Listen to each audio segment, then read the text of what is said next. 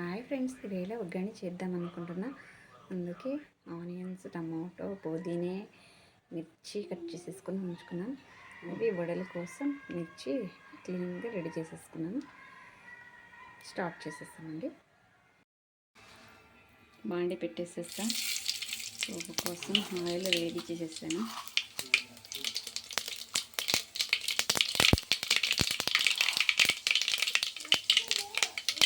ముందుగా ఆనియన్ వేసేస్తాను.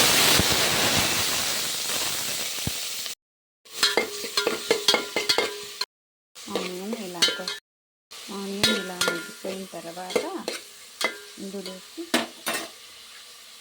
టమోటో, పచ్చిమిర్చి,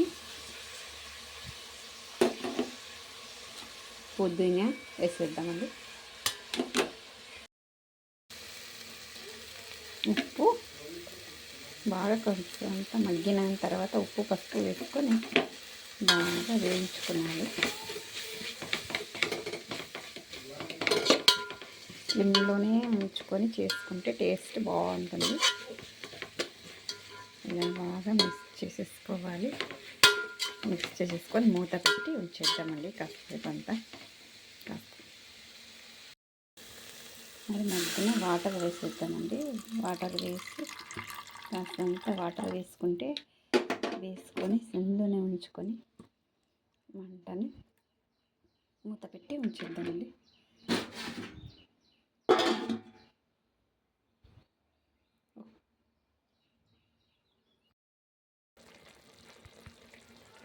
నిమ్మకాయ వేడి దాంట్లోకే పిండేస్తామండి. టేస్ట్ సూపర్ ఉంటుంది ఇలా పిండుకుంటే.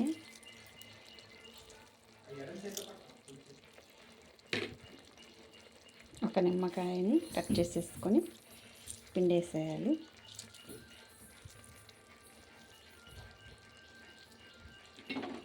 పిండేసిన తర్వాత మూత పెట్టి ఉంచేద్దాం. ఇంకా కాసేపు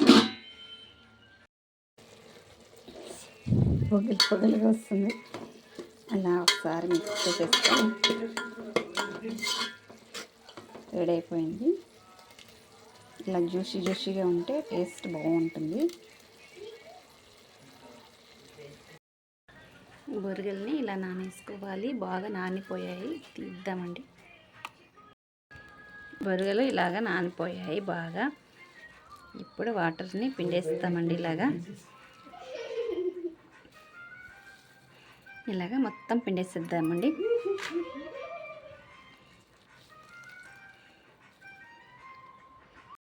ఇలా వేసేసుకుందామండి మొత్తం ఇందులోకి. ఉగ్గాని కలిపేస్తామండి. దించేసి వడల కోసం ఆయిల్ పెట్టేద్దామండి. ఉప్పు, శనగపిండి, ఉప్పు, వంట సోడా కాస్తంత, బాగా కాగిన ఆయిల్ కాస్తంత వేసుకుంటే వడలు బాగా వస్తాయి. వాటర్ వేసి మిక్స్ చేసేస్తామండి.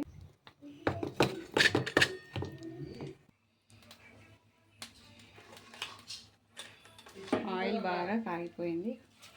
వడలు వేసేద్దామండి.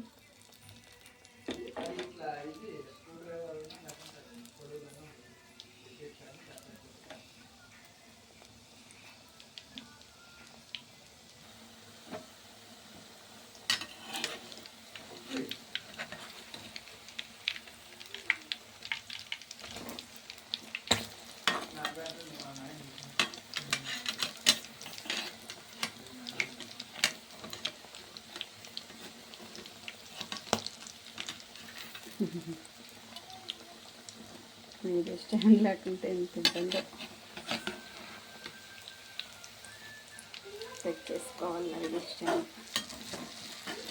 కానీ పని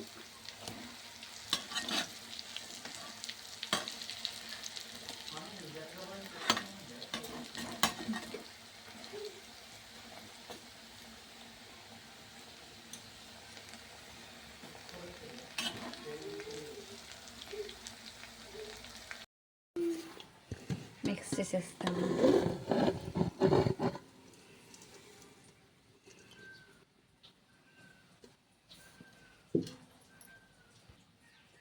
బాగా మిక్స్ చేసుకుందామండి. మిక్స్ చేసుకున్న తర్వాత స్టవ్ మీద మళ్ళీ పెట్టేయాలి. అలాగే వేడి చేస్తే టేస్ట్ సూపర్ వస్తుంది.